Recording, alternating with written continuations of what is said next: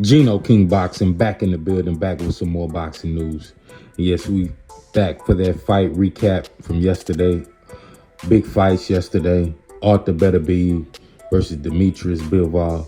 Huge fight, exciting. Both of these guys came ready. Demetrius Bivol came out first couple of rounds looking sharp, looking great, looking like he was finna take over the fight. Then Arthur Beterbiev, like he woke up and started smashing the gas, started pressing Demetrius Bivol. For a while, Demetrius didn't have an answer for him. Those few rounds after the second round, then all of a sudden, Demetrius Bivol just started hitting Beterbiev with combinations and wasn't backing up anymore. And the combination punching from Demetrius Bivol, I think, won the fight. A lot more action when he was combination punching. And yeah, he pulled out the fight. This was their second fight. He got his revenge. And now, will there be a trilogy? Will there be a trilogy fight between these two? I think it probably will. I've been hearing talks of Demetrius Bivol wanting to fight Canelo Alvarez again. That could be a possible situation. But that would probably have to be after September, which we all know Canelo Alvarez and Terrence Bud Crawford are preparing for a showdown in September. So that would have to be after that.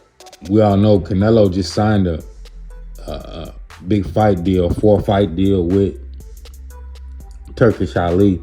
So that could possibly be one of Canelo Alvarez's next fights, Demetrius Bivol. Or Bivol could have a trilogy with Arthur Beterbiev to a rubber match, winner takes all. Beterbiev won the first fight, Bivol won the second fight. And let's see if there'll be a third fight. Me personally, I don't want to see a third fight. I'd like to see both of these guys move on.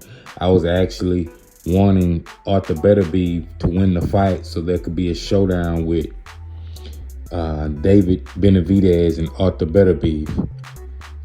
Yes, I would definitely like to see, was wanting to see that fight. But who knows, it could still happen. But the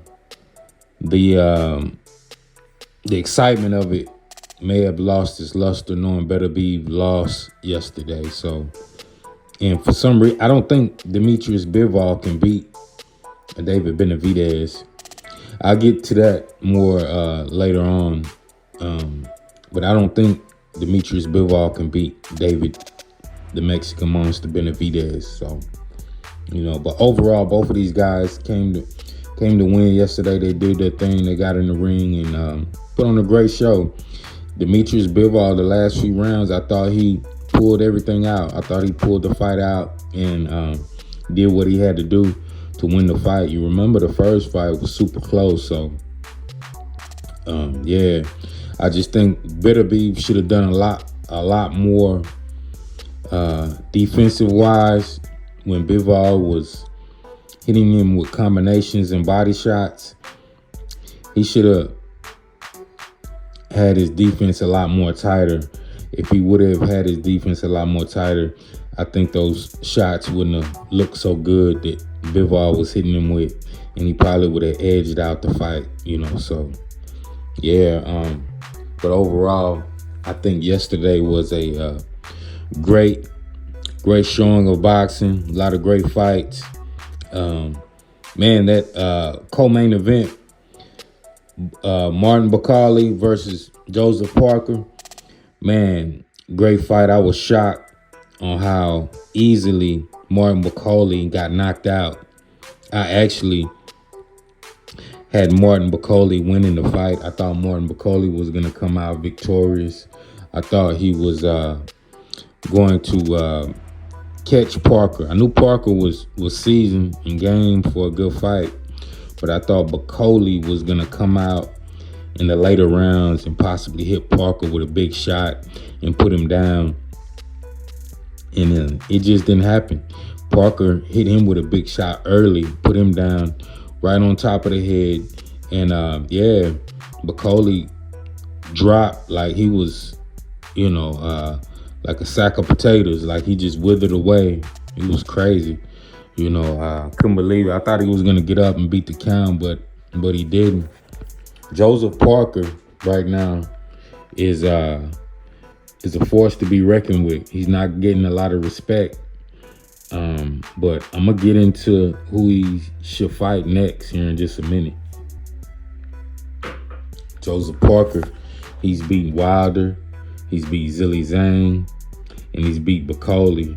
Everybody they put in front of him, he's knocked them down like dominoes. So Joseph Parker definitely a force to be reckoned with.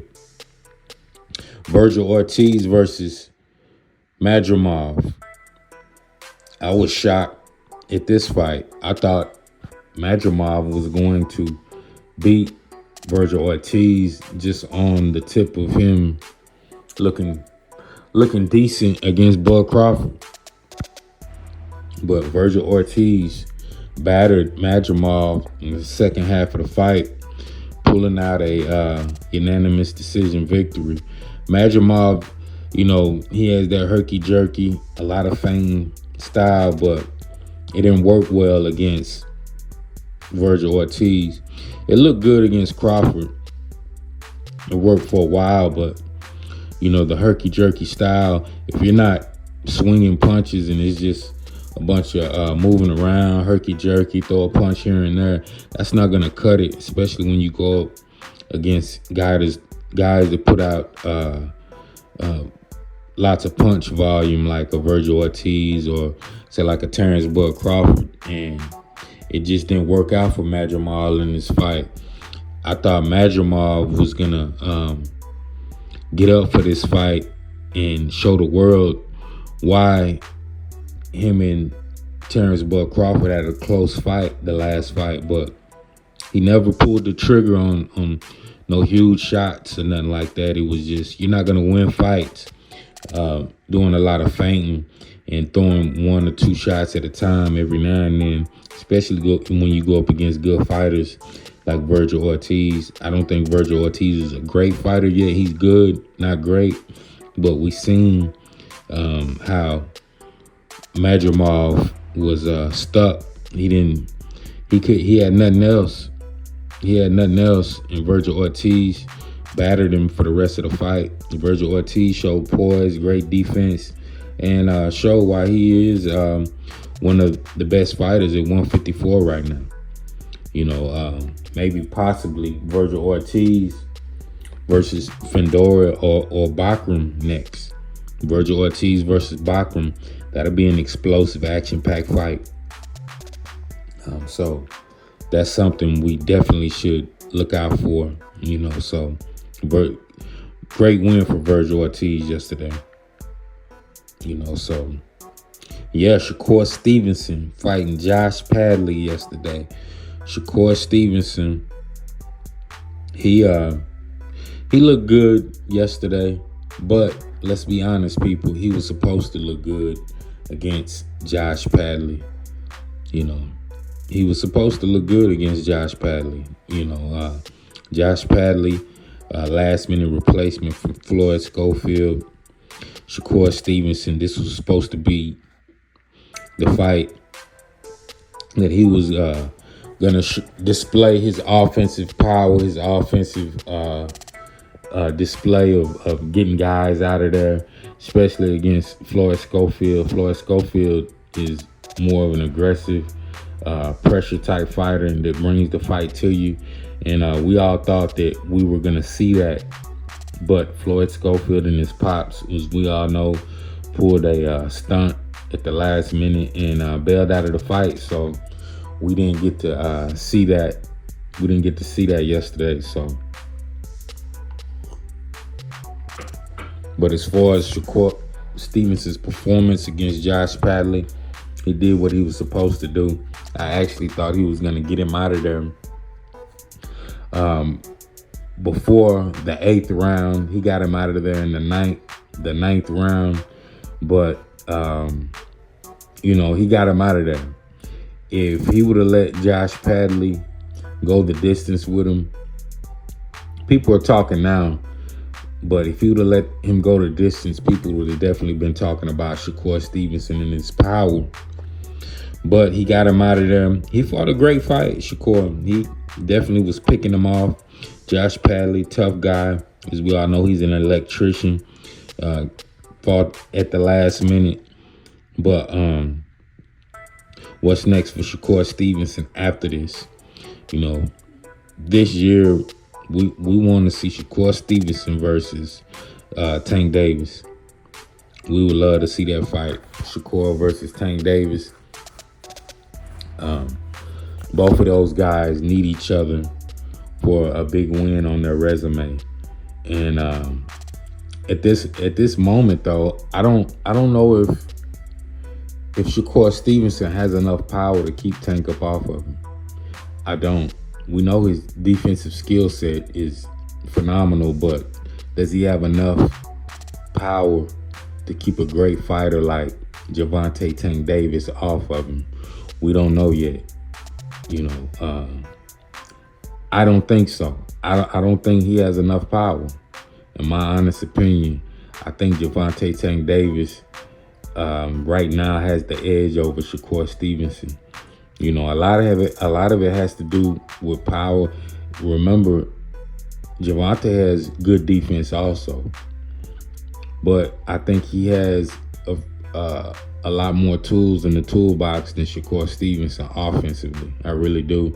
Of course, Shakur would have the size, and I think he'd have the defensive edge over Gervonta. But with Gervonta being around Mayweather for so long, he has a lot. He has a lot of weapons in the toolbox. He just does right now, and it's gonna be tough for Shakur Stevenson at this point, after watching his last couple of fights, to be able to beat Gervonta Tank Davis. I don't see it right now. I just don't see it. He doesn't have enough power to me right now. Great defensive fighter. I'm not saying that. I'm not saying he put on a good showing yesterday also, but I think Gervonta Tank Davis would have put Josh Padley out of his misery by the 3rd round yesterday. Maybe the 2nd round. I don't even think Josh Padley would have lasted 2 rounds with Gervonta. Just because of his power, his experience, defense, and everything he has in the toolbox.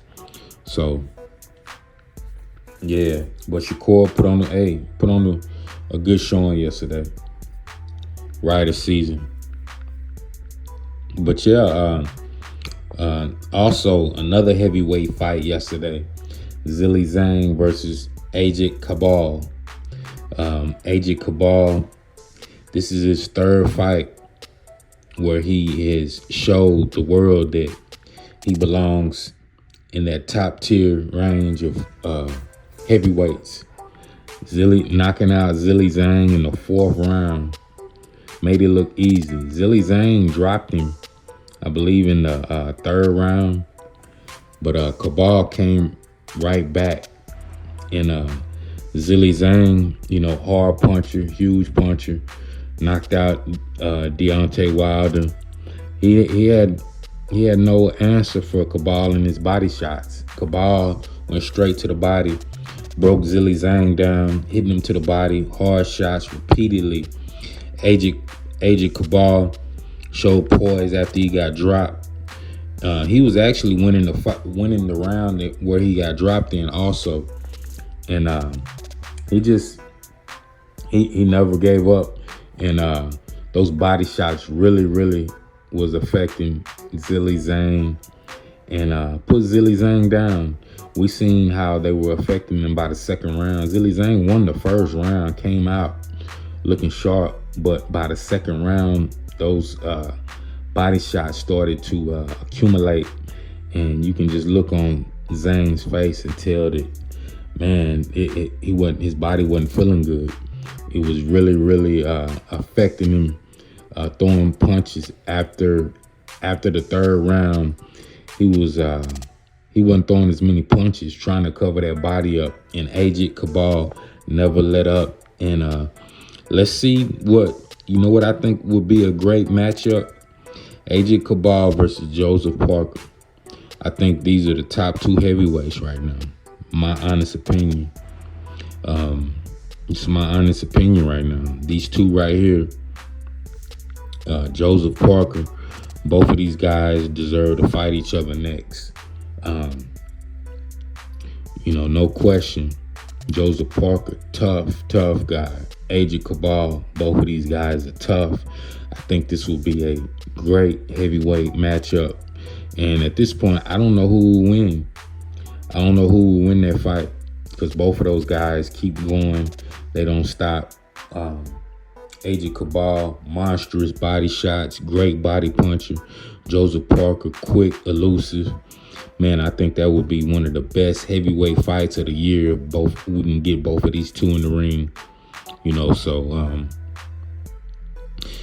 Great lineup of fights yesterday. Action-packed.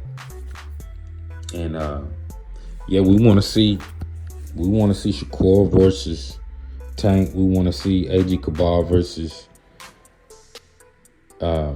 Joseph Parker. And maybe Zhilei Zhang and Bakali can fight. Get those two guys back in the ring and see. Since both of them got knocked out yesterday, I think that would be a great fight. Bakali versus Zhilei Zhang. But yeah, that's my recap from Riydah season yesterday. Big fights yesterday, huge. Great fights. But y'all let me know what y'all think about the outcome to the fights yesterday. This is Gino King Boxing. Y'all press that subscribe button, press that like button, and I'm out.